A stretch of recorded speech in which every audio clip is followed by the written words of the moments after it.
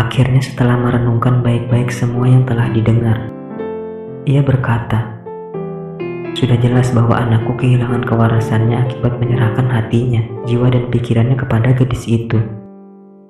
Hanya jika anakku dapat memiliki gadis itu, dia akan kembali pada keadaan asalnya. Hanya bila dia dapat meraih apa yang diinginkan oleh hatinya, maka Majnun akan menjadi Kais lagi." Ini adalah situasi yang sangat menyedihkan.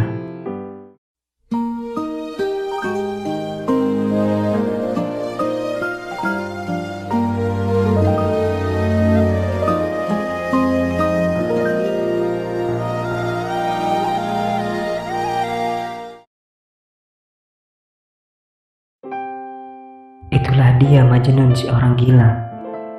Lelaki sinting yang dulu bernama Kais. Itu dia si tolol yang telah menyebar aib membuat malu dirinya dan seluruh kabilahnya. Dan memang benar ejekan orang-orang itu.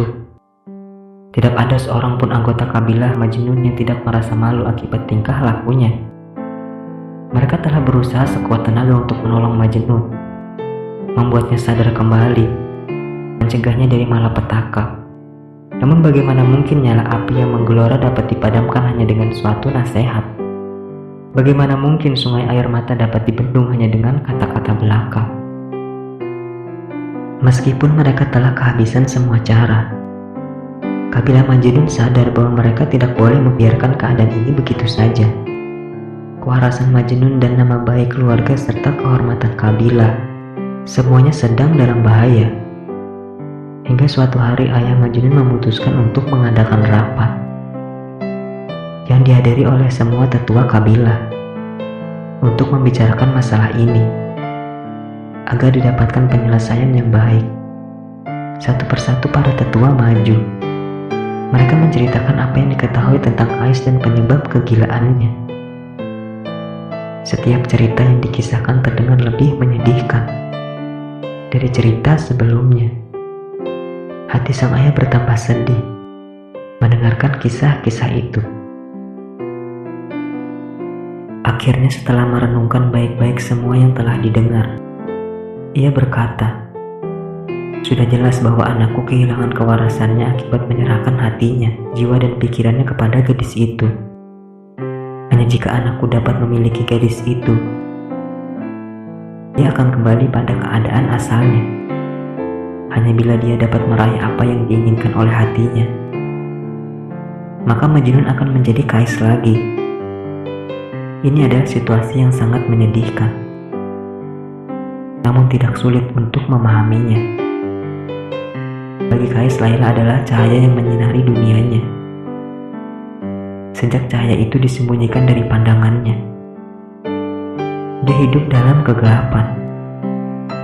Dia bagaikan seorang lelaki buta. Kita harus mendapatkan cahaya itu, permata yang memancarkan kemilau itu, lalu menyerahkan kepada Kais. Hanya bila gumpalan debu pada kuncup sang mawar telah ditiup, maka mawar itu dapat merekah. Kemudian sang ayah meminta persetujuan seluruh tetua kabilah mengenai pendapatnya. Mereka semua sepakat, lalu sebuah kelompok dibentuk. Tujuan mereka adalah melamar Layla agar penderitaan Majnun segera berakhir. Dengan dipimpin sendiri oleh sang ayah, mereka segera berangkat menuju perkemahan kabilah Layla. Semenjak dahulu kedua kabilah tidak pernah saling berseteru. Oleh sebab itu sang ayah sangat yakin bahwa ia akan berhasil. Dan memang benar, ia dan kabilahnya diterima dengan sangat ramah oleh kabilah Layla. Mereka diperlakukan dengan sangat baik. Segera tuan rumah bertanya kepada sang ayah mengenai alasan kedatangannya. Apakah ia membutuhkan pertolongan? Apakah mereka membutuhkan bantuan dalam sebuah perseteruan atau sebuah peperangan? "Tuan yang saya hormati," ayah Kais mulai berkata, "aku datang ke sini untuk memperkuat ikatan silaturahmi yang telah terjalin baik di antara kita selama bertahun-tahun. Aku datang ke sini untuk melamar anak gadismu untuk menjadi istri anakku." Semoga keduanya akan menjadi sumber cahaya penerang bagi kehidupan mereka satu sama lain. Tidak pernah ada cinta yang lebih besar dari cinta yang tumbuh di antara kedua anak kita. Dan aku tidak melihat ada sebuah halangan pun selain penolakanmu kepada pernikahan mereka. Sebenarnya aku malu untuk membuat permintaan ini begitu terus terang, begitu terbuka. Seperti yang kau ketahui, tidak ada satupun di antara kita di sini yang kedudukannya lebih tinggi dibanding kedudukanku.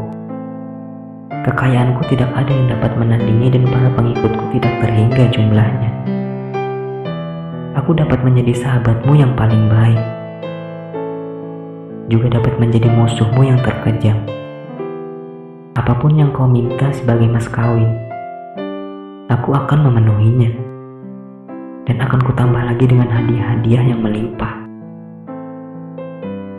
Keputusasaan akan anaknya membuat sang ayah lebih gegabah dari biasanya dalam sopan santun berbicara. Tapi apa yang telah terucap tidak dapat ditarik kembali. Ayah Laila adalah seorang lelaki yang harga dirinya sangat tinggi. Ayah Laila mengangguk perlahan dan berkata, "Kau telah berbicara dengan sangat jelas. Kata-katamu cukup dalam. Tapi kamu tidak dapat mengubah apa yang telah ditetapkan oleh takdir hanya dengan kata-kata.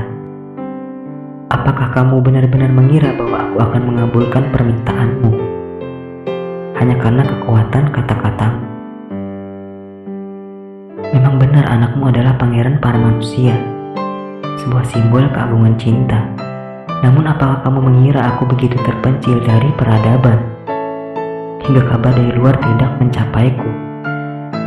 Apakah kamu tidak menyadari bahwa cerita tentang kegilaan anakmu telah terdengar ke seluruh negeri?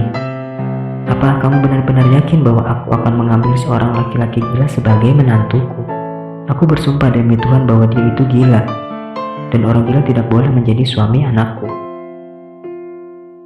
Oleh sebab itu, duhai saudaraku, aku mesti memintamu untuk pergi. Nasihatku hanya satu. Berdoalah kepada Tuhan agar anakmu disembuhkan dari penyakitnya.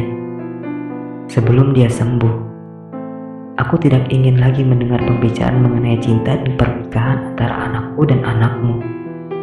Kuharap duhai saudaraku, kata-kataku cukup jelas untuk dimengerti."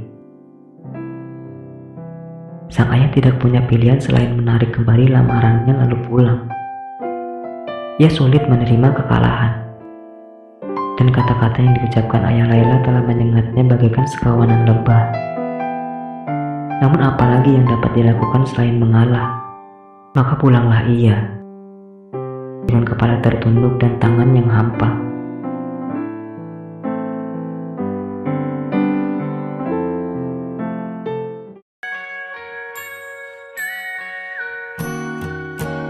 You are my sunrise, you are the daylight, hide in the shadows of my mind.